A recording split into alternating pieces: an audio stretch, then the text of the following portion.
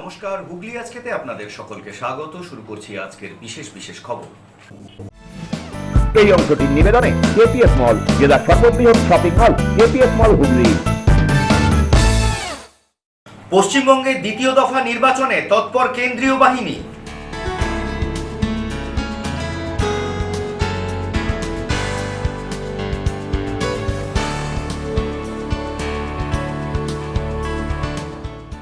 Vote গ্রহণ কেন্দ্রে উত্তেজনা দেবানন্দপুরে, তৃণমূলের অভিযোগের তীর কেন্দ্রীয় বাহিনীর দিকে।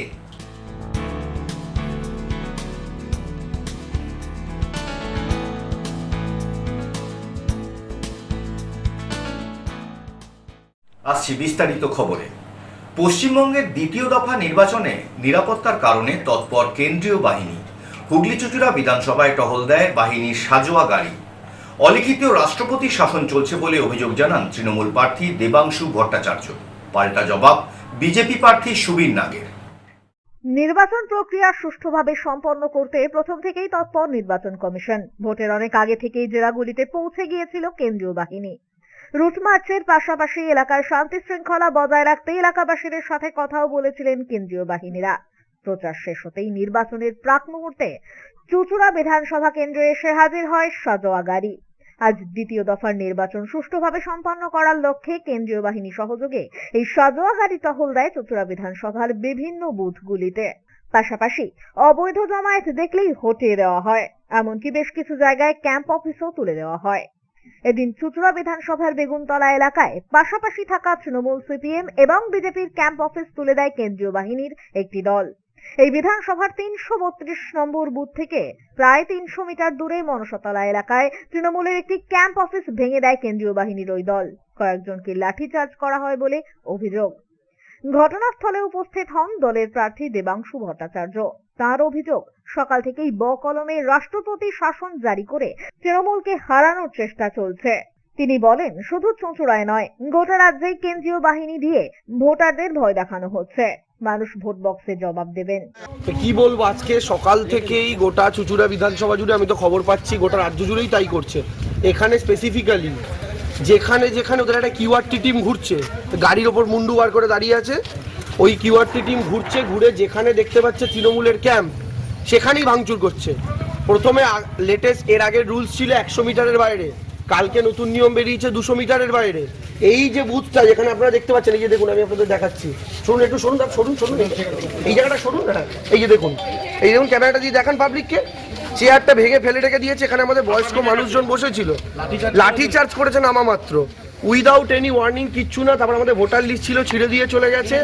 হ্যাঁ, ভেঙে ফেলে দিয়েছে, চেয়ার ভেঙে ফেলে দিয়েছে। দেখুন সব নর্দমার মধ্যে ভোটার লিস্ট পড়ে রয়েছে নর্দমার মধ্যে, ঠিক আছে। এটা 300 মিটার দূরে, মানে ওদের 100 মিটারের নোটিফিকেশনও খাটে না, 200ও খাটে না। মানে যা তা করছে, বাইরে থেকে এসে মানে কার নির্দেশে কি করছে জানি না, বাট এই ধরনের অত্যাচারগুলো চালাচ্ছে। যদিও এ বিষয়ে বিজেপির মন্তব্য, শুধু তৃণমূল নয়, অবৈধ জমায়েতের অভিযোগ যেখানে সেখানে হয়েছে সেখানেই কেন্দ্রীয় বাহিনী হস্তক্ষেপ করে ব্যবস্থা গ্রহণ করেছে। এটা গণতন্ত্রের পক্ষে ভালো। তার দায়িত্ব পালন করেছে, এখানে আমাদের কিছু বলবার নেই।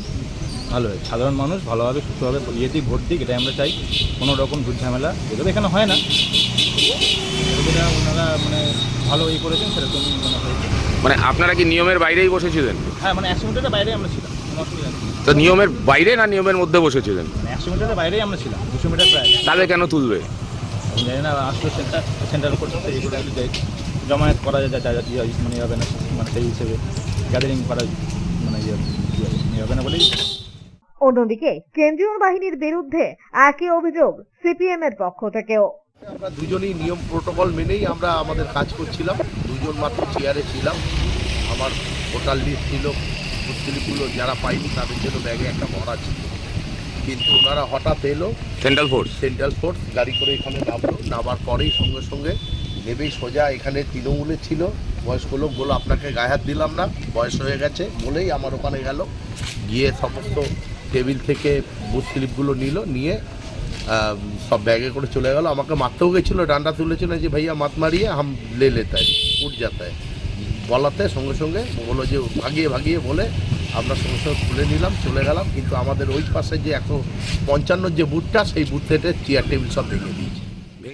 সুদীপ দাসের রিপোর্ট, হুগলি আজকে।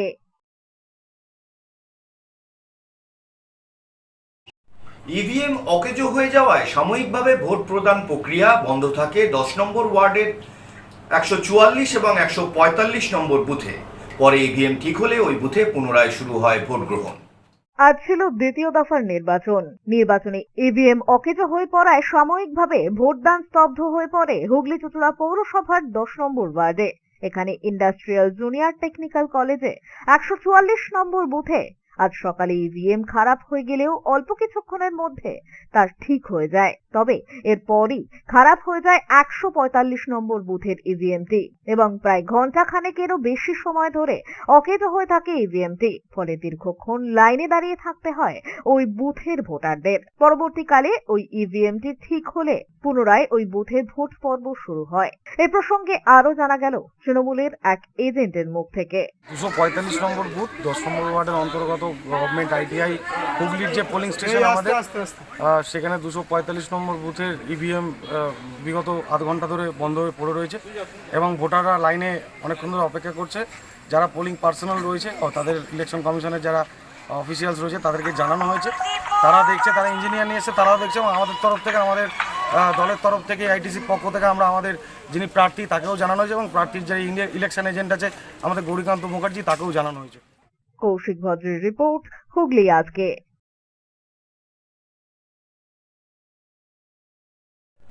বলাগড়ে ভোটের লড়াইয়ের মাঝেও ধরা পড়ল সৌজন্যের ছবি। এখানে দেখা গেল তৃণমূল আর সিপিআইএম এর প্রার্থীদের একে অপরের সাথে হাত মিলিয়ে পারস্পরিক কুশল বিনিময় করতে একই বুথে দেখা হয়ে যাওয়ায় চলল শুভেচ্ছা আদান প্রদান। ভোটের উত্তেজনার মাঝেও সৌজন্যের ছবি ধরা পড়ল বলাগড়ে। বলাগড় উচ্চ বিদ্যালয় কেন্দ্রে মুখোমুখি দেখা হয় তৃণমূল কংগ্রেস প্রার্থী রঞ্জন ধারা এবং সিপিআইএম প্রার্থী বিকাশ গোলদারের। দুজনকে একসঙ্গে কথা বলতে ও হাত মেলাতে দেখা যায়। পাশাপাশি একে অপরের শারীরিক অবস্থারও খোঁজ নেন। তৃণমূল প্রার্থী রঞ্জন ধারা বলেন, নির্বাচন আসবে যাবে, কিন্তু সৌজন্য সবসময় থাকবে। আমরা দুজনেই প্রার্থী, সামনে দেখা হওয়ায় কুশল বিনিময় করেছি। সবাই থাকবি, নির্বাচন তো, নির্বাচনে যে যার মতো নির্বাচন করবে, তো একটা সৌজন্যতা থাকবে মানুষের। তো সে যে রাজনৈতিক দলেরই হোক না, সে সৌজন্যতা মুখোমুখি হলাম, সৌজন্য সাক্ষাৎ করলাম, শারীরিক সম্বন্ধে খবর নিলাম। ঘুরছেন। অন্যদিকে সিপিআইএম প্রার্থী বিকাশ গোলদার বলেন, রঞ্জন বাবু একজন স্কুল শিক্ষক, আমিও একজন স্কুল শিক্ষক। রাজনীতির ময়দানে তো লড়াই থাকবেই, তবে সৌজন্যও বজায় থাকবে। একই কেন্দ্রে দেখা হওয়ায় শুভেচ্ছা বিনিময় করেছি। এটা তো ঠিকই আছে, কারণ হচ্ছে আমরা লড়াই হচ্ছে দলের প্রতিদিনের ব্যক্তির লড়াই নয় তো। মাননীয় রঞ্জন ধারা মহাশয় তিনি একজন শিক্ষক, আমিও একজন শিক্ষক। সেখানে আমাদের মধ্যে মানুষের যে সম্পর্ক, সেই সম্পর্ক, এখানে কোনো রকম অসুবিধা কিছু নেই। রাজনৈতিক লড়াই রাজনৈতিক জায়গায়, এখানে ব্যক্তি সম্পর্ক। ব্যুরো রিপোর্ট, হুগলি আজকে। দ্বিতীয় দফা নির্বাচনের আগে সিঙ্গুর এলাকা তৃণমূল কর্মীদের হেনস্থা এবং ধরপাকড়ের প্রতিবাদে গতকাল রাতে সিঙ্গুর থানা ঘেরাও করে বিক্ষোভ দেখায় তৃণমূল কংগ্রেস। মাটিতে বসে স্লোগান দিতে দেখা যায় সিঙ্গুরের তৃণমূল প্রার্থী বেচারাম মান্নাকে। সিঙ্গুর বিধানসভা কেন্দ্রের তৃণমূল প্রার্থী বেচারাম মান্না থানার গেটের সামনে মাটিতে বসে পড়ে স্লোগান, বিক্ষোভ ও ঘেরাও কর্মসূচি চালালেন। প্রার্থী বেচারাম মান্নার অভিযোগ, রাতের অন্ধকারে তৃণমূলের বিভিন্ন অঞ্চল সভাপতি থেকে কর্মীদের বাড়ি থেকে তুলে আনা হচ্ছে, থানায় এনে বসিয়ে রাখা হচ্ছে, এমনই অভিযোগ। পাশাপাশি থানায় যাদের নামে কোনো অভিযোগ নেই তাদের থানায় নিয়ে এসে হয়রানির শিকার করা হচ্ছে। রাতে অঞ্চল সভাপতি শ্যামাপদ মণ্ডলকে থানায় তুলে নিয়ে এসে আটক করে রাখা হয়। বিজেপিকে জেতানোর জন্য কেন্দ্রীয় বাহিনী ও পুলিশ এই ধরনের কাজ করছে বলেই অভিযোগ। অপরদিকে সিঙ্গুরের বুড়িগ্রাম এলাকায় এক তৃণমূল কর্মী সনৎ কুমার ধারা রাতে বাড়ির সামনে বসেছিলেন। অভিযোগ, কেন্দ্রীয় বাহিনী ও রাজ্য পুলিশ তাকে বেধড়ক মারধর করে। রক্তাক্ত অবস্থায় তাকে সিঙ্গুর গ্রামীণ হাসপাতালে নিয়ে আসা হয়। আহত কর্মীকে দেখতে তৃণমূল প্রার্থী বেচারাম মান্না এদিন হাজির হন হাসপাতালে। তো কাল রাত থেকেই বেছে বেছে তৃণমূল কংগ্রেস কর্মী নেতাদের পুলিশ, কেন্দ্রীয় বাহিনী গিয়ে বাড়ি বাড়ি গিয়ে থ্রেট করছে এবং তাদের গ্রেপ্তার করে থানায় এনে বসিয়ে রাখা হচ্ছে এবং তাদেরকে ভয় ভীতি দেখানো হচ্ছে। যাদের নামে কোনো থানায় জিডি নেই, এফআইআর নেই, তাদেরকে তুলে এনে হয়রানি করা হচ্ছে। আজও রাত্রে আমাদের একটা অঞ্চল সভাপতি শ্যামাপদ মণ্ডল, তাকে তুলে আনা হয়েছে। তার বিরুদ্ধেই আমরা থানায় বসেছি, যতক্ষণ না সে মুক্তি পাচ্ছে এবং সিঙ্গুর বড়বাবু যতক্ষণ না বলছে যে না এরকম হয়রানি হবে না, ততক্ষণ আমরা এখানে বসে অবরোধ। ব্যুরো রিপোর্ট, হুগলি আজকে।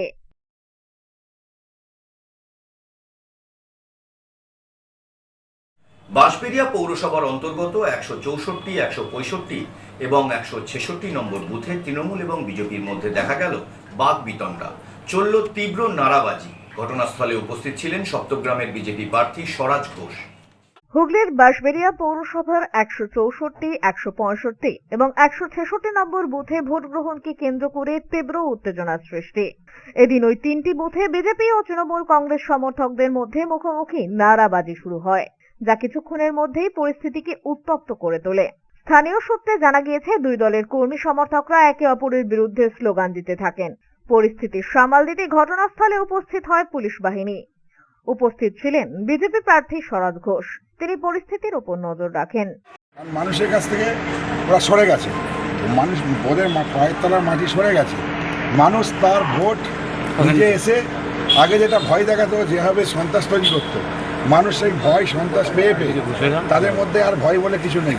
তারা জানে এবারে পরিবর্তন করতে হবে, তাদের স্বতঃস্ফূর্ত হবে। মানুষ ঘর থেকে এসে লাইনে দাঁড়িয়ে মানুষ ভোট দিচ্ছে।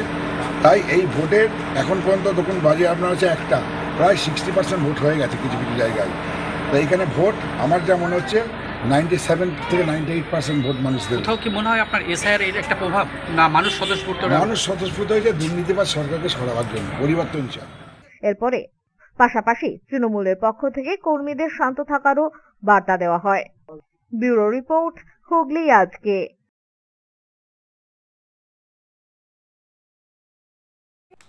এখন নিয়ে নেব একটা ছোট্ট বিরতি। বিরতির পর থাকছে ভোট গ্রহণ কেন্দ্রে উত্তেজনা দেবানন্দপুরে, তৃণমূলের অভিযোগের তীর কেন্দ্রীয় বাহিনীর দিকে।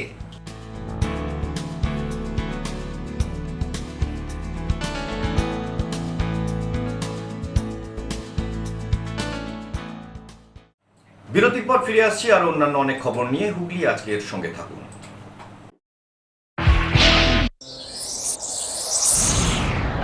Enjoy a weekend at Vedam, the paradise of peace. A home away from home.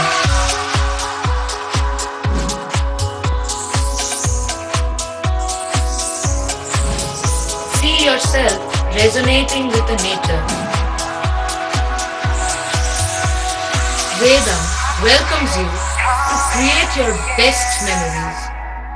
When it comes to comfortable and value for money accommodation, nobody matches Poth Shati. Poth Shati is one of the rarest property of its kind in the map of West Bengal, which is the one-stop destination for your road trips in Hooghly district. You can enjoy every bit of historical essence of Bandel Church, Imambara, Bhongsheshwari Mandir, Sharat Chandra's birthplace, Vande Mataram Bhavan, French colony of Chandannagar. All are just half an hour distance by car. Comfortable stay at comfortable price with nice food. Walk on best green lawns, make your yogas and enjoy jacuzzi and colorful fountains. Poth Shati, your ultimate destination for weekend leisure. Marriage, conference, shooting and get together all are in one roof. Yes, think about Poth Shati, Hooghly.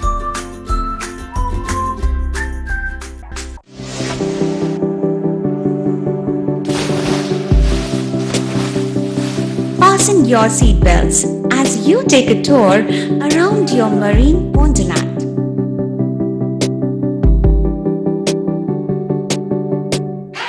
Spend a day at Aqua Marina and enjoy an array of water slides that give you butterflies in your tummy.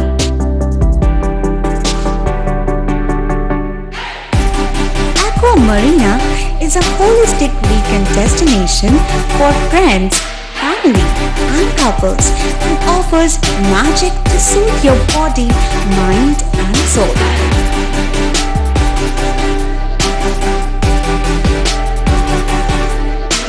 Aqua Marina, your customized magician. Welcome aboard and see the magic unfold. Adhikari tour and travels, এখানে সব ধরনের customise package করা হয় এবং group tour করা হয়। Hotel booking, প্লেনের ticket booking, ট্রেনের টিকিট বুকিং, বাসের টিকিট বুকিং, সমস্ত রকম পরিষেবা উপলব্ধ রয়েছে। ঠিকানা বাবুগঞ্জ, বিপত্তারিণী অ্যাপার্টমেন্ট, চুচুড়া, হুগলি। যোগাযোগ 6289316054 এবং 8202473080। আমাদের মেল আইডি j.odhikaricafe@gmail.com।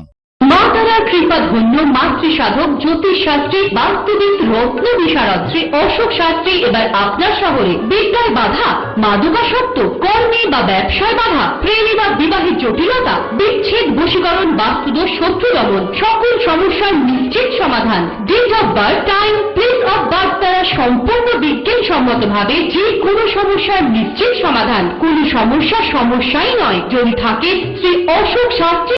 সপ্তস্বর সঙ্গীত শিক্ষা কেন্দ্র। এখানে যত্ন সহকারে উচ্চাঙ্গ সঙ্গীত, রবীন্দ্রসঙ্গীত, নজরুল গীতি ও আধুনিক গান শেখানো হয়। ঠিকানা 2 নম্বর কাপাসডাঙ্গা, হুগলি। যোগাযোগ 7439323603। হুগলির চকবাজারে অবস্থিত the Hooghly cooperative credit bank লিমিটেডে হোম লোন মাত্র 7.70% থেকে শুরু।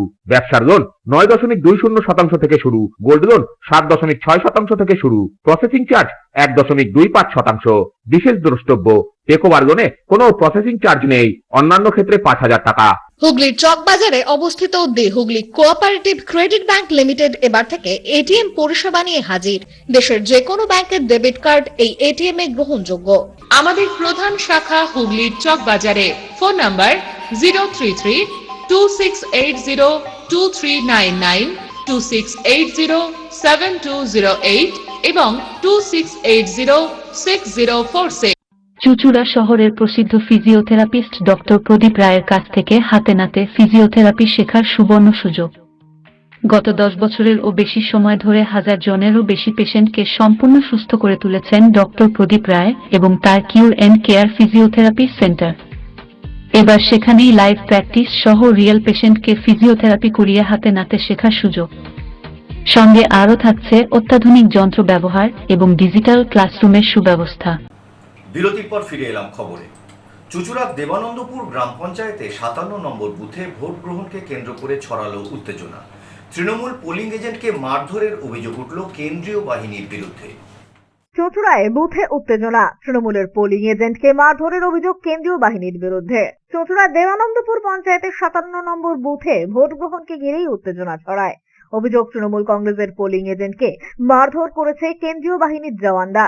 এই অভিযোগ করেন তৃণমূল প্রার্থী দেবাংশু ভট্টাচার্য। ঘটনাকে কেন্দ্র করে বুথ চত্বরে চাঞ্চল্যের সৃষ্টি হয়। আমাদের একজন বুথের এজেন্ট, সে খাবারের জন্য স্বাভাবিকভাবে 3-4 ঘন্টা বসে আছে, জল নেই, খাবার নেই, তারা বাইরে আসবে, রিলিভার যাবে, ঠিক আছে, সেই খাবার খাওয়ার জন্য, জলের জন্য বাইরে আসছিল। সেখানে সেন্ট্রাল ফোর্সের একজন জওয়ান তাকে গুরুতরভাবে আক্রমণ করেছে, যেটা আমাদের কাছে খবর এসছে। আমরা যখন কমপ্লেন করেছি, এখান থেকে রিপোর্ট পাঠানো হয়েছে যে গায়ে কোনো হাত তোলা হয়নি। আমরা সেটাই দেখতে এসেছি, গায়ে হাত তোলা হয়েছে কি সত্যি সত্যি হয়নি, কারণ যাকে মেরেছে সে গুরুতরভাবে জখম হয়েছে, ঠিক আছে। এবং শুধু খাওয়ার জন্য, খাবার খেতে বাইরে আসার জন্য, গলা শুকানোর জন্য কেউ যদি গায়ে হাত তোলে, সেটা তো আমরা ছাড়বো না। আমরা যে মেরেছে তার এগেনস্টে আমরা এফআইআর করবো। অতি সক্রিয়তা বলে, এটাকে বদমাইশি বলে। অতি সক্রিয়তা মানে কি, আমরা ভালো কাজের জন্য কিছু করছি, বেছে বেছে তৃণমূলের লোকেদেরকে মারা হবে, ক্যাম্প ভাঙচুর করা হবে, এটাকে সক্রিয়তা মনে করেন আপনারা? সক্রিয়তা। যদিও কেন্দ্রীয় বাহিনীর তরফে এ বিষয়ে কোনো প্রতিক্রিয়া মেলেনি। ব্যুরো রিপোর্ট, হুগলি আজকে।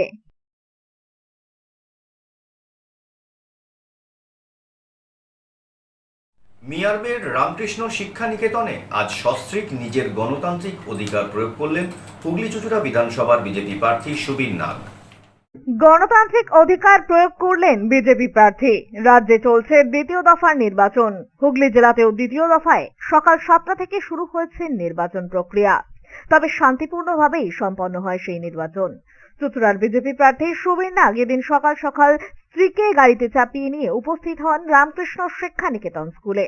সেখানে গিয়ে 255 নম্বর বুথে সস্ত্রীক গণতান্ত্রিক অধিকার প্রয়োগ করেন প্রার্থী। ব্যুরো রিপোর্ট, হুগলি আজকে।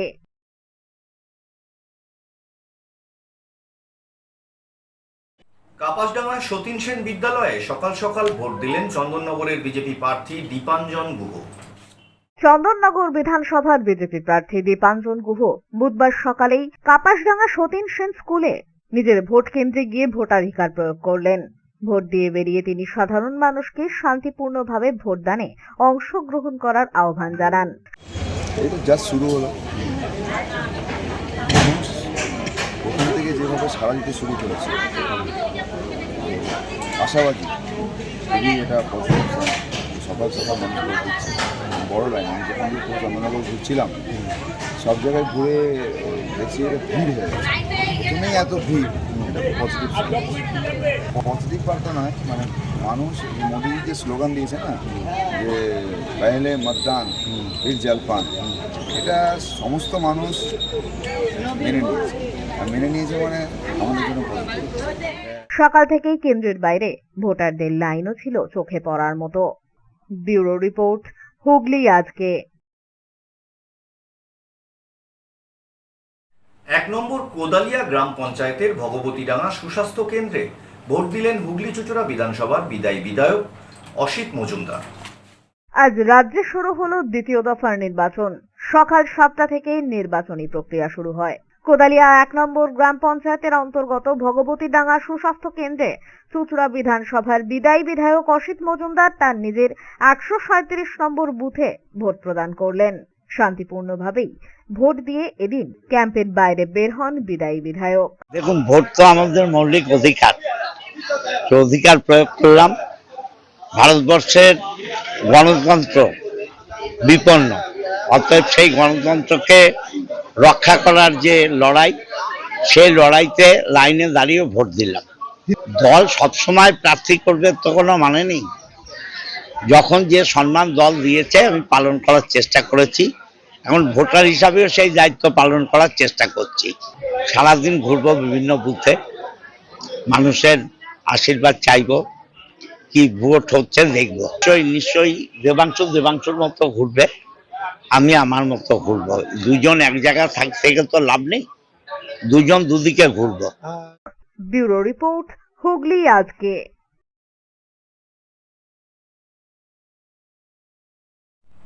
জ্যোতিষচন্দ্র ঘোষ বালিকা বিদ্যালয়ে নিজের ভোট দিলেন সপ্তগ্রামের বিদায়ী বিধায়ক তপন দাশগুপ্ত।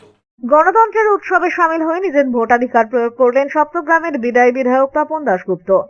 এদিন সকালে চুঁচুড়ার অধ্যাপক জ্যোতিষচন্দ্র ঘোষ বালিকা বিদ্যালয়ে উপস্থিত হয়ে নিজের ভোট কেন্দ্রে নিজের ভোটাধিকার প্রয়োগ করেন তিনি। সকাল থেকেই ওই কেন্দ্রে প্রশাসনের পক্ষ থেকে ছিল কড়া নিরাপত্তার ব্যবস্থা। শান্তিপূর্ণ পরিবেশেই এদিন চলে প্রাথমিক পর্যায়ে ভোট গ্রহণ কর্মসূচি। ভোট দিলাম, গণতান্ত্রিক অধিকার, সেটা প্রয়োগ করলাম, প্রতি বছরই করি। আর এবার তো দেখছি খুব ভোটে পাবলিকের খুব চাপ, হ্যাঁ, আর আমাদের অফিসাররাও খুব ভালো ভোট দিচ্ছে, খুব তাড়াতাড়ি ছাড়ছে, মানুষের কোনো অসুবিধা হচ্ছে। এবার কেমন লাগছে? এবার তো প্রার্থী নন আপনি? না, আমি তো প্রার্থী হইনি। দিদি আমাকে চেয়েছিল দিতে, আমি বলেছিলাম যে এবার আর প্রার্থী হবো না। লড়িয়ে গেলাম তো 50 বছর, এবার একটু রেস্ট চেয়েছি। ছোটু রিপোর্ট, হুগলি আজকে। আসছি আবহাওয়ার খবরে। আজ হুগলি জেলার সর্বোচ্চ তাপমাত্রা ছিল 32 ডিগ্রি সেলসিয়াস, সর্বনিম্ন তাপমাত্রা ছিল 24 ডিগ্রি সেলসিয়াস। বাতাসে আপেক্ষিক আর্দ্রতার সর্বোচ্চ পরিমাণ ছিল 71%। বৃষ্টিপাত হয়নি। শেষ করার আগে দেখে নেব আজকের খবরের বিশেষ অংশ আরো একবার।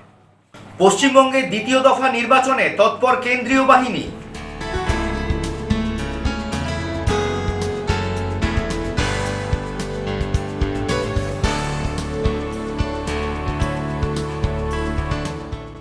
ভোট গ্রহণ কেন্দ্রে উত্তেজনা দেবানন্দপুরে। তৃণমূলের অভিযোগের তীর কেন্দ্রীয় বাহিনীর দিকে।